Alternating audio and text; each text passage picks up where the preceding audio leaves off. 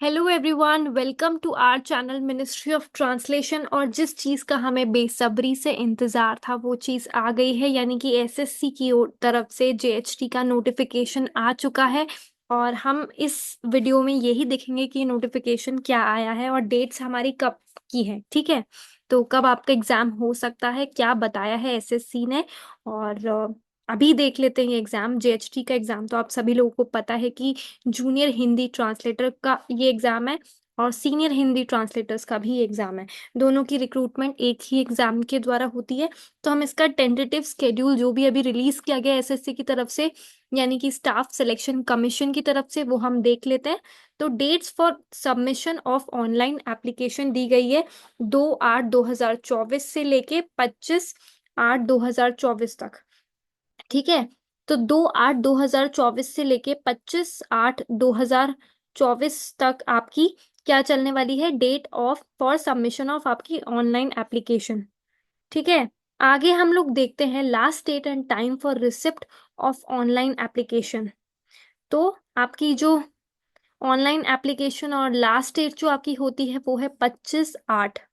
ठीक है, तो हम आगे और देख लेते हैं इसका last date and time for making online payment आपको और दिया जाएगा। तो 26/8/2024 इसका क्या है, last date of for making online payment.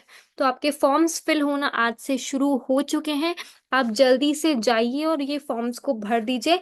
और अपनी एजुकेशन क्वालिफिकेशन का जो क्राइटेरिया है उसके लिए मैंने एक अलग से वीडियो बना के रखी हुई है, वो आप ज़रूर देख लीजिएगा। मैं अभी भी आप लोग को समझा दूंगी। और date of window for application form correction, आपकी जो विंडो रहेगी ओपन, वो रहेगी 4/9 से लेके 5/9 तक। ठीक है, आपकी जो फॉर्म्स है वो भरना शुरू हो चुके हैं। और स्केड्यूल फॉर आपका कंप्यूटर बेस्ड एग्जामिनेशन पेपर 1 का जो रहेगा वो रहेगा अक्टूबर से नवंबर के बीच में, कभी भी कोई से भी महीने में आपका एग्जाम हो सकता है। 2024 में ही होगा ये एग्जाम। और ये एग्जाम आपका अक्टूबर में हो सकता है या फिर नवंबर में हो सकता है। बाकी जो भी आगे डेट्स होंगी मैं आपको इन्फॉर्म कर दूंगी, मैं आपको डेट्स के बारे में बता दूंगी जब भी आपकी डेट्स आएंगी। तो तैयार रहिए, अपनी पढ़ाई शुरू करते रहिए। आगे हम देखते हैं नोटिफिकेशन क्या कहता है, कितनी पोस्ट हैं, क्या आपकी सैलरी रहने रहने वाली है। तो ये जो जूनियर हिंदी ट्रांसलेटर की जो पोजीशन होती है या सीनियर हिंदी ट्रांसलेटर, तो आपकी जो जेटीओ की पोस्ट होती है जिसे हम जूनियर ट्रांसलेशन ऑफिसर कहते हैं, वो आपकी लेवल 6 की जॉब होती है, जिसमें 35,400 से लेकर 1,12,400 आपका ये रहता है। ठीक है, 35,400 से लेकर 1,12,400 तक की आपकी पे स्केल आपकी यहाँ पे रहती है। जूनियर ट्रांसलेशन ऑफिसर जेटीओ इन आर्म्ड फोर्स हेडक्वार्टर्स, ये भी आपका लेवल 6 का रहेगा, सेम आपका पे स्केल रहने वाला है। जेएचटी, ये आपके ABCD नेम ऑफ पोस्ट निकली हुई है। तो जूनियर ट्रांसलेशन ऑफिसर जेटीओ की पोस्ट निकली है। आर्म्ड फोर्सेस हेडक्वार्टर्स में भी यहाँ पे पोजीशंस आई है। मिनिस्ट्रियल डिपार्टमेंट्स में आपकी यहाँ पे पोजीशंस है। और फिर आपकी सीनियर हिंदी ट्रांसलेटर की आपकी ये है। तो ये एक ही कॉमन एग्जाम होगा जिसके थ्रू आपको यहाँ पे रिक्रूट किया जाएगा। तो ये जो SHT होता है यानी कि सीनियर हिंदी ट्रांसलेटर, ये आपका लेवल 7 का जॉब हो जाता है, जिसमें आपकी सैलरी और बढ़ जाती है। ठीक है, 44,900 से लेके ये जाती है 1,42,400 तक। फाइन, आगे हम लोग देख लेते हैं इसकी टेंटेटिव वैकेंसीज कितनी है। तो अभी के लिए जो वैकेंसीज यहाँ पर बताई गई है वो बताई गई है 312 वैकेंसीज। 312 यहाँ पे बताई गई है। आगे जो कैटेगरी वाइज वैकेंसीज आएंगी, जोन वाइज, स्टेट वाइज, वो आपको बाद में बता दी जाएंगी। ठीक है, फाइन। और जोन वाइज तो यहाँ पे लिखा है कि आएंगी ही नहीं, बट जो कैटेगरी वाइज या पोस्ट वाइज वैकेंसीज आती हैं यहाँ पे, जैसा मैंने पहले भी अपलोड किया था एक वीडियो, तो 312 हैं, उनमें से जैसे जैसी होंगी बता दी जाएंगी। और बढ़ती है अगर वैकेंसीज तो भी आपको इन्फॉर्म कर दिया जाएगा। और रिजर्वेशंस के लिए आप लोग देख लीजिएगा, आप लोग जिस भी कैटेगरी से हैं आपके रिजर्वेशंस के क्राइटेरिया क्या हैं। हम आगे चलेंगे इसके बारे में। एज लिमिट अपना, आप you must be citizen of India और सब्जेक्ट ऑफ नेपाल और सब्जेक्ट ऑफ भूटान। ठीक है, ये सब आपको बताइए। एज लिमिट के बारे में हम यहाँ पे देखते हैं, तो एज लिमिट यहाँ पे 30 साल तक की होती है। 18 से 30 साल तक के बीच में आप इस फॉर्म को भर सकते हैं। डेट देख लीजिएगा, a candidate born not before, आप 2/8/1994 से पहले पैदा नहीं होने चाहिए और 1/8/2006 के बाद पैदा नहीं होने चाहिए। ठीक है, तो आप क्या है, एलिजिबल हैं अप्लाई करने के लिए। फाइन, तो आपकी 30 साल इसकी क्या हो गई, जनरल में मैक्सिमम लिमिट हो जाती है, जो अनरिजर्व कैटेगरी है उसके लिए। बाकी सब अपना जो एज रिलैक्सेशन का क्राइटेरिया है वो आप देख लीजिए, जैसे कि SC ST को 5 इयर्स का एज रिलैक्सेशन है, OBC को 3 का है, PWD अनरिजर्व को 10 का है, OBC को 13 है, SC ST को 15 है। फाइन, एक्स सर्विसमैन को भी यहाँ पे कुछ रिलैक्सेशन है, ये आप लोग अपने क्राइटेरिया के हिसाब से पढ़ते रहिएगा। और जो इसका नोटिफिकेशन का जो PDF है वो मैं ग्रुप में ऑलरेडी डाल चुकी हूँ, तो आप लोग देख लीजिएगा। आगे चलते हैं, और सर्टिफिकेशंस ये सब आप लोग देख लीजिएगा। फाइन, नेक्स्ट पे हम लोग देखेंगे इसका एजुकेशन क्वालिफिकेशन का क्राइटेरिया। तो हमको इस जो पोस्ट है हमारी JHT की, जूनियर हिंदी ट्रांसलेटर या फिर जूनियर ट्रांसलेशन ऑफिसर या फिर जूनियर ट्रांसलेटर, इसके लिए हमको क्या क्या एजुकेशन का क्वालिफिकेशन का क्राइटेरिया है वो मैं आपको बता देती हूँ। मैंने एक अलग से भी वीडियो बनाया हुआ है, आप उससे जाके देखेंगे तो वो मैंने बिल्कुल कॉलम्स में सेट करके बताया कि अगर आपके पास इसमें मास्टर डिग्री है तो क्या क्या आपके पास ग्रेजुएशन में होना चाहिए। तो आप अगर उससे टेबल से समझेंगे ना तो आपको बेटर समझ में आएगा, यहाँ आप कंफ्यूज फिर भी हो सकते हैं। तो अभी मैं बता देती हूँ, एक बार फिर से क्लियर कर देती हूँ। देखिए, आपके पास मास्टर डिग्री तो मांगते मांगते हैं, मास्टर डिग्री तो होनी ही होनी चाहिए। अब अगर आपके पास पहला ऑप्शन ये रहता है कि आपने वो मास्टर डिग्री किस सब्जेक्ट में की है। सपोज आपने मास्टर डिग्री को हिंदी में किया है, ठीक है। अब अगर आपने मास्टर डिग्री हिंदी में करी है तो आपने इंग्लिश पढ़ी हुई होनी चाहिए, क्योंकि ये एग्जाम मांगता है कि आपने हिंदी भी पढ़ी होनी चाहिए और इंग्लिश भी पढ़ी होनी चाहिए।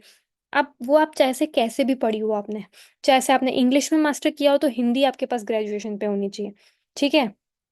तो वो एज अ कंपल्सरी सब्जेक्ट भी हो सकती है आपके पास ग्रेजुएशन में, इलेक्टिव सब्जेक्ट भी हो सकती है, या आपका मीडियम ऑफ एग्जामिनेशन भी हो सकता है ग्रेजुएशन लेवल में, ठीक है।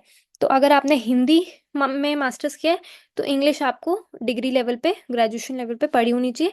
अगर इंग्लिश में किया है तो आपको हिंदी आपकी ग्रेजुएशन लेवल पे पढ़ी होनी चाहिए, ठीक है। अब आप बोलेंगे हमने तो मतलब दोनों में ही नहीं किया है, हम क्या करें, हमने तो संस्कृत में कर लिया था मास्टर, अब हम कैसे दें इस एग्जाम को। तो अगर आपने अदर देन हिंदी या इंग्लिश किया है तो आपके पास हिंदी और इंग्लिश दोनों आपको ग्रेजुएशन लेवल पे पढ़े होने चाहिए, क्योंकि ये एग्जाम तो मांगता है, ट्रांसलेशन का एग्जाम है, हिंदी से इंग्लिश एंड वाइसा वर्सा हमारा ट्रांसलेशन है। तो दोनों सब्जेक्ट आपको ये मांगेगा ही मांगेगा। अब अगर आपने संस्कृत में या पॉलिटिकल साइंस में आपने मास्टर्स किया है तो आपके पास ग्रेजुएशन में हिंदी और इंग्लिश पढ़े हुए होने चाहिए, ठीक है। अब अगर आप बोलेंगे कि master degree of recognised university in any subject other than Hindi और इंग्लिश, तो और क्या क्या क्राइटेरिया हो सकते हैं। तो अगर आपने वो किया है, हिंदी मीडियम से किया है, मतलब ये बोलते हैं कि अगर आपने मास्टर्स हिंदी मीडियम से कर लिया, सपोज आपने पॉलिटिकल साइंस में किया है, हिंदी मीडियम से कर लिया है, और इंग्लिश एज अ, तो आपको इंग्लिश क्या मांगता है, डिग्री लेवल में कंपलसरी मांगता है। और अगर आप उनने बोला है कि आपने मास्टर्स पॉलिटिकल साइंस में किया और इंग्लिश मीडियम से कर लिया तो हिंदी पढ़ा हुआ होना चाहिए, ठीक है। मीडियम आपका कोई भी हो बट एक सब्जेक्ट आपका पढ़ा हुआ होना चाहिए, फाइन। और तीसरा ऑप्शन है कि अगर आपका कोई और ही सब्जेक्ट है, मान लीजिए आपका संस्कृत ही है, तो आपको हिंदी और इंग्लिश दोनों पढ़े होने चाहिए, फाइन। आगे चलते हैं, और आपका एक और क्राइटेरिया होता है, लास्ट वाला हम लोग देख लेते हैं, with Hindi and English as a compulsory elective subject of the two as a medium of examination and the other. अब ये जो चौथा वाला ऑप्शन है ये सब बोलता है कि हिंदी एंड इंग्लिश में से कोई एक या तो मतलब आपका कंपलसरी में चल सकता है और एक आपका मीडियम ऑफ एग्जामिनेशन में चल सकता है। अगर आपके पास हिंदी आपका मीडियम ऑफ एग्जामिनेशन है तो इंग्लिश आपका कंपलसरी इलेक्टिव हो सकता है, और इंग्लिश में अगर आपने एग्जाम दिया था तो हिंदी आपका क्या हो सकता है, कंपलसरी इलेक्टिव हो सकता है। समझ में आ गया? नहीं समझ में आया तो एक अलग से वीडियो है वो आराम से देखेंगे, बहुत अच्छे से समझ आ जाएगा। और इसमें आगे हम देखते हैं, एक सर्टिफिकेट कोर्स आपको मांगता है, डिप्लोमा मांगता है, जिसको हम क्या कहते हैं, PGDT भी कहते हैं। तो 2 साल का वो डिप्लोमा होता है, हिंदी इंग्लिश, या फिर इंग्लिश से हिंदी आपका होना चाहिए वो डिप्लोमा। और सीनियर हिंदी ट्रांसलेटर के लिए भी सेम एलिजिबिलिटी क्राइटेरिया है, सेम चीजें हैं, आपको कोई एक्स्ट्रा इसमें नहीं करना है, ठीक है। जो JHT के लिए था वो ही SHT के लिए, फाइन। आगे हम लोग चलते हैं, तो जिसकी भी मेरिट आएगी वो वैसे उस डिपार्टमेंट उसको मिल जाएगा। डॉक्यूमेंट वेरिफिकेशन के लिए हम लोग अभी नहीं देख रहे हैं, हम बाद में जब इस चीज़ का टाइम आएगा तब अलग से वीडियो बना देंगे। और अभी आप लोग अगर पढ़ना चाहते हैं तो नोटिफिकेशन पढ़ सकते हैं ग्रुप में जाके। और हाउ टू अप्लाई, अप्लाई आपको पता ही है, SSC की वेबसाइट पे एप्लीकेशन का फॉर्म आ जाएगा, आप ये सारी चीज़ें पढ़ लीजिएगा। फिर आप इसमें अप्लाई कर सकते हैं। लास्ट डेट और मैंने आपको बताई दी है 25 तारीख, इसी महीने की 25 तारीख इसकी लास्ट डेट है अप्लाई करने की। प्लीज़ अगर आपने अप्लाई नहीं किया है तो कर दीजिएगा। और सबसे ज़रूरी बात ये है कि है ना, चश्मे वाली फ़ोटो मत लगाइएगा। अपनी फ़ोटोग्राफ, सिग्नेचर सब कुछ बहुत बार पढ़िएगा, चेक करिएगा। चश्मे वाली फ़ोटो मत लगाइएगा, क्योंकि है ना बाद में इस चीज़ का नहीं होता है कुछ और आपका फॉर्म रिजेक्ट हो जाता है। मेरे बहुत सारे नोन हैं जिनका वो चश्मे के कारण रिजेक्ट हो चुका है। तो आप नई फ़ोटो खिंचवा लो, एकदम लेटेस्ट खिंचवा लो और फिर डालो। अपने सिग्नेचर का ध्यान रखो, फ़ोटो का ध्यान रखो, सब कुछ पूरे इंस्ट्रक्शंस पढ़ो, क्योंकि एसएससी अगर एक बार आपका फॉर्म रिजेक्ट कर देगा तो कुछ नहीं होगा। आपको 100 रुपए की फॉर्म फीस लगती है, 100 रुपए आपके लगेंगे, अच्छे से भरिए। और फिर पेमेंट आप देख ही लीजिएगा। फॉर्म करेक्शन की विंडो, फिर भी कोई गलती हो रही है तो आपकी करेक्शन विंडो ओपन है 4 से लेके 5 तक, ठीक है, सितंबर की। आगे चलते हैं। सेंटर्स ऑफ एग्जामिनेशन हम लोग देख लेते हैं। तो आपके सारे सिटीज में जो भी, मतलब आपकी जो भी स्टेट है उसमें जो भी अच्छे अच्छे सिटीज है, सब में आपके सेंटर्स आ जाएंगे।